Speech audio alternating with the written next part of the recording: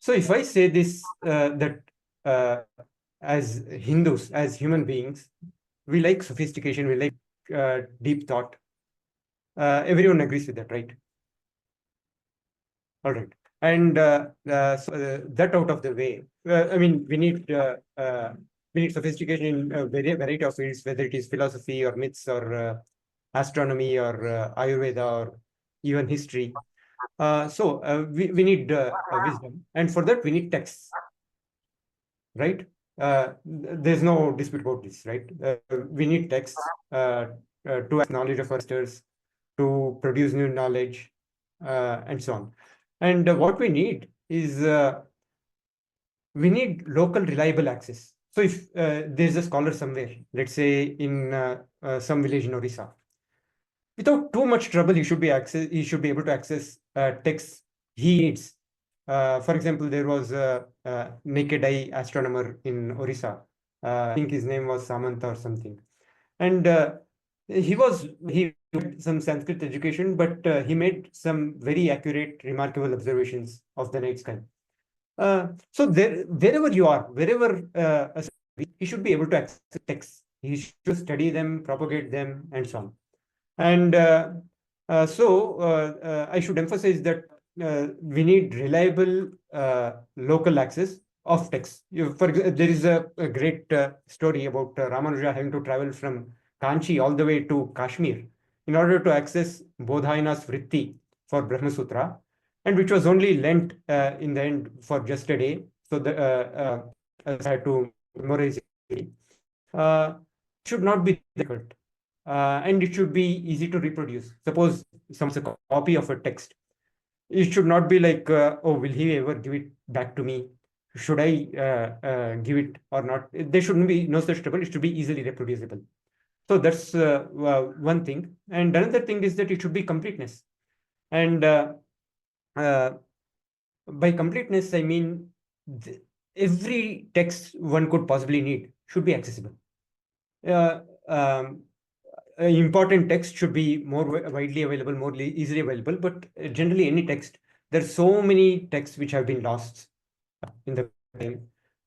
We will not let it anymore if we can. And another point is that it should be robust to cloud. Technologies change. You may have some floppy disk, you can't read it anymore. You may have some Indus Valley seal, which we can't understand anymore. And we should not be in such a situation. This is the general place I'm coming from. So for that, what we have been doing is we've been getting people to basically type texts with the help of a machine. So what we do is, let us say, let me try to open something. Okay. So currently, this is one of the texts we are working on. Let me see if it loads. This is in Telugu script, and it is very, very smudgy in many places. This is a good page. What we do is I do a OCR on this using Google Vision or Google Docs, something like that, and get text. I get people to correct whatever we get, whatever mechanical reading we get. For example, this text would be converted to something like this.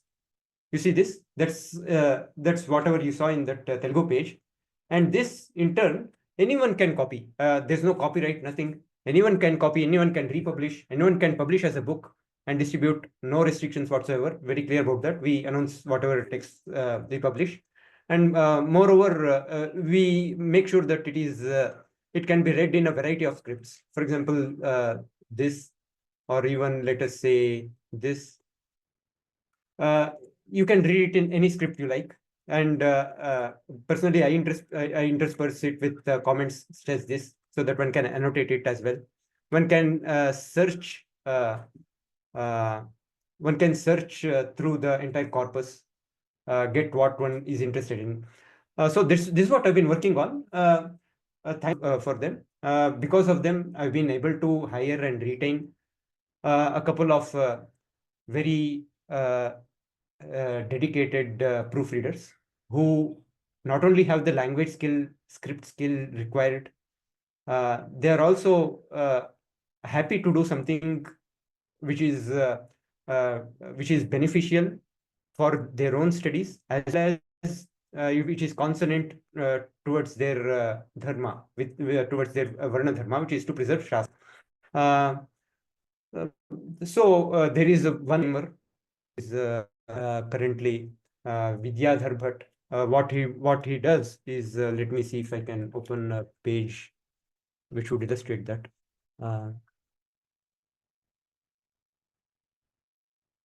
Everything is open source, everything is online. Anyone can monitor it at any time. So this is an example of a pull request he sent to me. This from the same text you saw. So he is sending me these corrections, and I will check them. And I will, there are questions sure about the reading there. I will clarify what he should enter there, and I send comments. He correct, get the text. So this is the end of what I've been. So our main focus right now has been the kalpa texts, which have to do with rituals, such as anything which those regular rituals, right turn to Upanayana and so on. This is what I've been working on. I would like to continue it to the extent possible. I'm aware of other efforts, and I make sure that we don't redo what has already been done by other people. This I would like to continue. But besides this, I was asked by the coordinator that if possible, I should try to I should try to present something about what I would do if we had more resources. So if, with your permission, I would like to proceed to that part as well. Yes, absolutely. All right. The two things that are to me very important in Vishwas Mahodaya's work is that he's one of the few who uses homegrown technologies and he builds things on his own. And then this is the space of texts that he's working on is not something I don't see other people working on those texts. There are like some, so those are the two things that stand out to me. So even though multiple people may be doing the same digital area, there's a niche built into based on the subject. So that's all I have to say. Good. And Vishwasji, pardon me for asking an obvious question, but do you preserve in your digitization, do you preserve the source of your text? Like you have a header section where which source you have typed from if you're using because we often use multiple editions to collate a single version. So are those preserved? That's one of the concerns I have with digital texts. So what I do is I'll give you an example. For example, this text which we are using for one of our current works, that is available. That's always all linked. For example, let's say, just a minute. So I link to this text from our copy of our edition of the same text. So I link to the PDF so that anyone can check if the text which we are presenting on our page, whether it is right now. So to that text, we save a copy. Other than that, don't save a copy or on a separate web site. So another comment regarding deduplication, a lot of people doing the same thing. There are a few organizations which are doing exactly what I'm doing, which is OCRing and then getting people to proofread, publishing it on the internet. Famously, there is ambuda.org, which is a recent initiative. And there is Advaita Sharada regarding the Shankara philosophy. And the Madhvas also have something like that.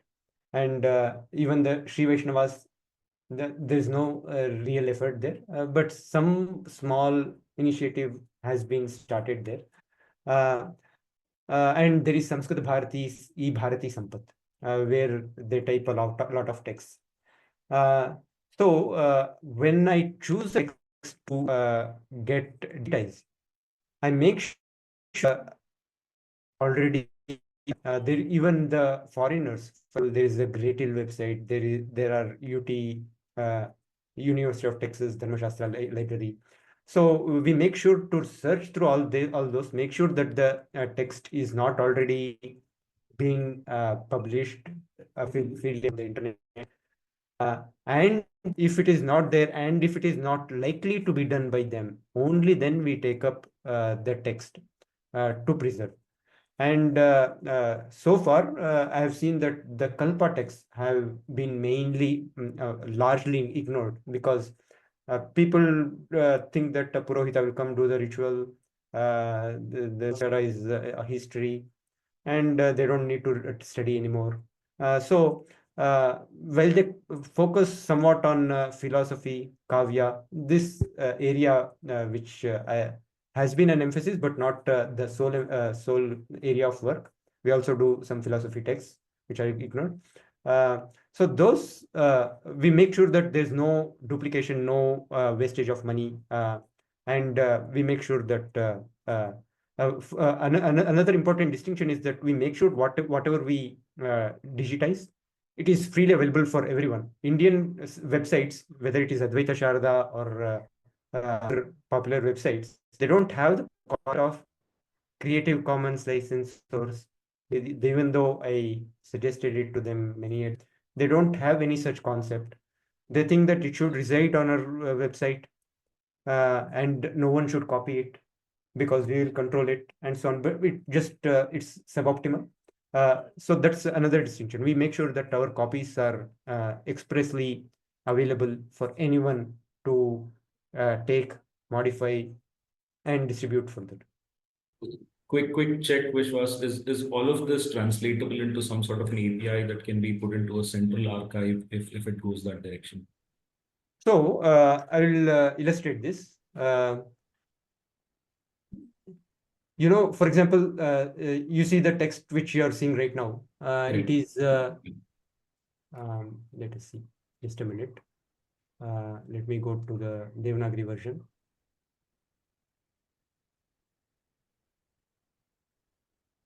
So this is Paurodashika Brahmana from Taittiriya Shaka. So suppose someone wants to copy it, and you can see there is an English translation, there is the source text as well as my presentation of it. All this is stored on a GitHub website. This is the website. And this GitHub repository, anyone is free to clone it, as they say, clone this repository, get all the texts, store it anywhere they like, republish it. So no API, fresh API is needed. Already GitHub provides whatever is needed. So we are covered on that.